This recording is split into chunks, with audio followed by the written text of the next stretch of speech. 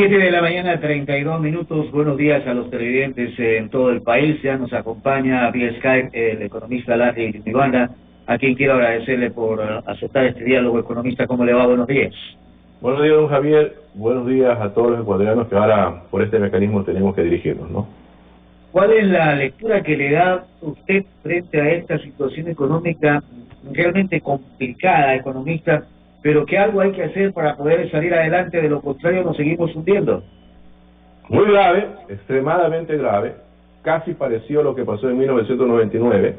El Banco Mundial y el Fondo Monetario Internacional indicaron de que la economía global va a decrecer en el -3%, y nosotros, como economía ecuatoriana, decreceremos entre -3 hasta el -6. Terriblemente la situación es tan difícil, tanto así que ahorita nos cogieron desprevenidos, y lo que tenemos que hacer en los actuales momentos es buscar la liquidez para poder atender la pandemia. Eso debe ser prioridad nacional, no solo del gobierno, de todos los ecuatorianos. ¿Cómo buscamos la liquidez, economista? Bueno, ahí yo creo que habría que ver qué es lo que ha propuesto el gobierno y qué es lo que nosotros proponemos. Nosotros creemos que en la actualidad, por ser un país dolarizado, no tenemos banco central para emitir dinero. Eso como principio fundamental. Entonces, ¿qué se necesita? Todos los países están activando los bancos centrales y están activando su política fiscal, que es disminución de impuestos en algunos casos y expandir el gasto vía deuda. El único mecanismo que tenemos en los actuales momentos es la deuda. No queda más. Estamos en una situación de vida o muerte. Lastimosamente, el Ecuador no estuvo preparado. Hubo una pésima planificación de su presupuesto y necesitamos que el gobierno nacional asuma su compromiso de renegociar la deuda pública. Acabamos de escuchar una muy buena noticia. Ojalá que eso sea el inicio de que el Grupo del Banco Mundial va a condonar, o va, perdón, a suspender temporalmente el cobro a los países que integran justamente la Asociación Internacional de Fomento. Entonces, eso es uno. Claro, no está ni el Fondo Monetario Internacional, no están los tenedores de bonos, pero eso es el primer paso. Entonces, el presidente Moreno, que tiene que asumir su liderazgo, salir a decir a los medios internacionales de que el Ecuador va a suspender temporalmente el pago de la deuda hasta diciembre, hasta poder salir de este problema de la pandemia. Por eso nos vamos a ahorrar entre 4.000 a 4.500 millones de dólares importantes para poder atender la emergencia. Ahora, lo otro, que es la medida del gobierno de pedir una contribución a las empresas y a los trabajadores, yo no sé si cabe o no cabe en estas circunstancias en las que vivimos los ecuatorianos, porque todos perdemos dinero, economista Miranda. Estamos totalmente de acuerdo. Solamente Ecuador y Hungría están aplicando aumentos de impuestos. Acá lo han disfrazado a través de contribución.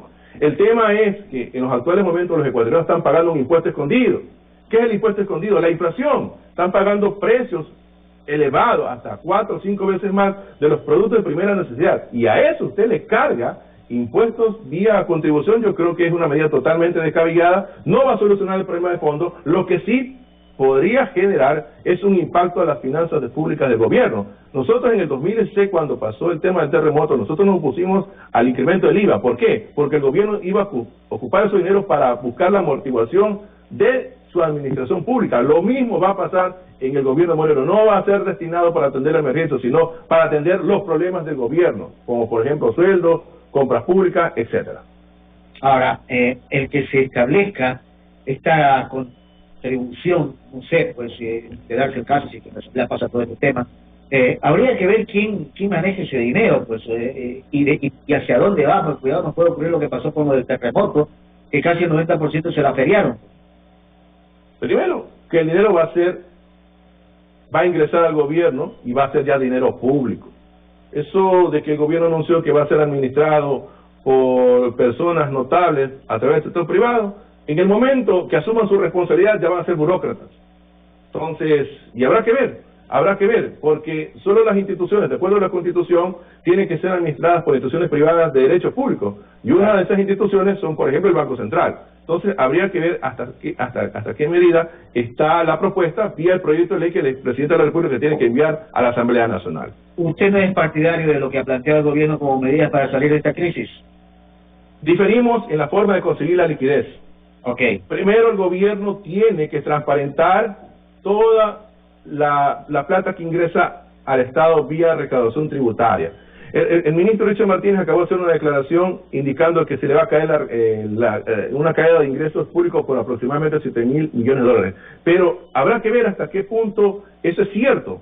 Lo que nosotros en su momento, y a través de espacio, nosotros habíamos dicho que la proforma presupuestaria del 2020 había un rubro que era la recaudación tributaria que lo había inflado el gobierno nacional. Entonces habrá que ver hasta cierta medida si es verdad lo que afirma el ministro de Economía. Pero lo que sí le puedo indicar que puede haber diferentes mecanismos de financiamiento, pero lo principal es la deuda. Hay otro que nosotros estuvimos en contra, pero se necesita por los actuales momentos, que el gobierno nacional y eso tiene que ser en coordinación con la Asamblea Nacional, vía reforma de ley, puede emitir certificado de tesorería a 270 días plazo por 300 a 400 millones. Necesitamos liquidez para poder atender la emergencia. Es risible la cantidad que ha entregado el gobierno extra presupuestario a la atención del producto del COVID-19, que es entre 20 a 50 millones. Con eso no solucionamos absolutamente nada. Entonces lo que se necesita son recursos, 3.000 a 4.000 millones. Eso es una pequeña parte, fuera de la renegociación y fuera de lo que el gobierno ha ofrecido.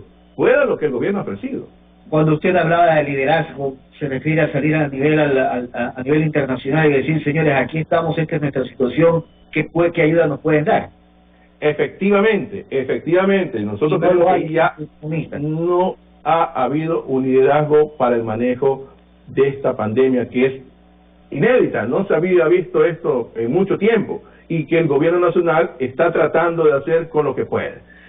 Tuvo que meter inclusive a la sociedad civil a intervenir por la incapacidad del gobierno. Por lo tanto, exhortamos al presidente de la República que comience a hacer una campaña, si quiere pueden llamar a todos los líderes políticos del país, pero se necesita golpear las puertas a nivel internacional para que nos ayude, si no la situación va a ser sumamente dramática, se van a seguir perdiendo vidas humanas por falta de presupuesto, porque la salud en la actualidad falta inyectarle más recursos económicos. Y a esto se suma el cuestionado pago a los tenedores de bonos, que obviamente tenía un cuestionamiento al ministro de Finanzas. ¿Qué hacer en ese sentido? Primero, que el ministro de Finanzas mintió al país, decía que la situación presupuestaria estaba en orden y que por eso pagaba.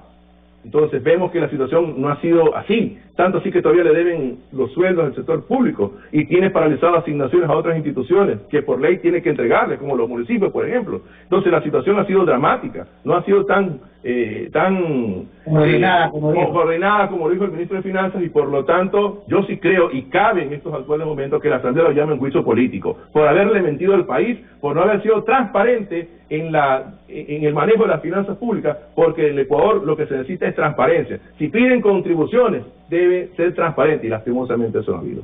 Claro, al pedir contribuciones la gente se pone también del lado de que, bueno, ¿y hasta cuándo yo puedo contribuir y qué hace el Estado ecuatoriano por contribuir también? Porque no solamente es el empresario y el trabajador el que tiene que arrimar el hombro. ¿Qué hace el Estado? ¿Qué hace el gobierno en este caso? O sea, vuelvo a insistir, no creemos que la contribución disfrazada de impuestos sea una solución. Tenemos que entrar en un proceso de renegociación, tenemos que esperar a los recursos que el mismo ministro de Finanzas dijo que iban a ingresar de 2.000 millones. Acaban de hacer una solicitud de consentimiento que supuestamente le va a permitir ahorrar 800 millones en el no pago de los intereses de la deuda hasta agosto de 2015 aproximadamente. Tenemos que esperar los mecanismos que, como le mencioné, a través de que el Banco Central pueda comprar los certificados de tesorería que pueda emitir el Gobierno Nacional en 270 días, que es menos de un año. Estamos hablando de 300, 400 millones. Y ahí hay que seguir planificando, hay que seguir buscando, como por ejemplo la regularización del presupuesto estatal, el concepto de compras públicas son 5.000 millones que pueden ser destinados en su mayoría, en este caso a la salud, ver el plan anual de inversiones, de dónde se puede buscar la manera de redireccionar, en este caso los recursos para atender la emergencia, y que toda la plata de la banca pública que va a entregarse a créditos debe también ser atendido a rescatar a las MIPYMES, o sea, las microempresas, las pequeñas, las medianas, empresas que están sufriendo en los actuales momentos, para salvaguardar la producción y para salvaguardar el empleo, tienen que ser redireccionados esos recursos. Hay dos palabras que usted ha señalado, esperar y rescatar. Seguiremos esperando, tal como van las cosas, y yo no sé quién nos puede rescatar, economista. Lastimosamente, la situación que vivimos, no estuvimos preparados, somos un país que no tenemos, en este caso, Banco Central para inyectar dinero en la economía, pero son las situaciones que tiene que vivir una economía dolarizada. No se aplicaron las medidas económicas a tiempo y lastimosamente eso nos arrastra a seguir buscando a través de un plan B, que eso ya es prácticamente lo que nosotros proponemos, la liquidez necesaria para atender la pandemia. Un país como el nuestro, donde la corrupción, el lleve, la pillería, y hay que decirlo con las palabras correctas, yo no creo que tenga la garantía a nivel internacional como para decirle vamos a ayudar a Ecuador y darle plata, porque se han farreado el billete, economista. Bueno, yo lo llamo filtraciones, eso lo dice el Banco Interamericano de Desarrollo. ¿Cómo le llama usted? Filtraciones. Ya. Del 10 al 15% de filtraciones hay en el manejo del gasto público de América Latina, y Ecuador está inmerso en eso. Entonces, eso ya es una cuestión de la labor de la Contraloría General del Estado. Yo creo que aquí, ojalá que lo que está pasando sirva para cambiar la mentalidad de quienes administran la función pública. No solamente me refiero a la función ejecutiva, sino también la función legislativa y judicial. Aquí se necesita ahora, lastimosamente, todos arrimar el hombro, pero insistiendo, buscando puertas para un proceso de renegociación. Es el único mecanismo que se necesita en los actuales momentos para rescatar la economía. Porque si seguimos insistiendo en contribuciones disfrazadas de impuestos, van a hundir más la economía y no van a recuperarla. Economista Yomimanda, quiero agradecerle por haber estado con nosotros vía Skype y saber un poco más de esta situación económica. Obviamente preocupa al país y hay que ver los mecanismos o las soluciones que de alguna u otra forma hay que encontrar.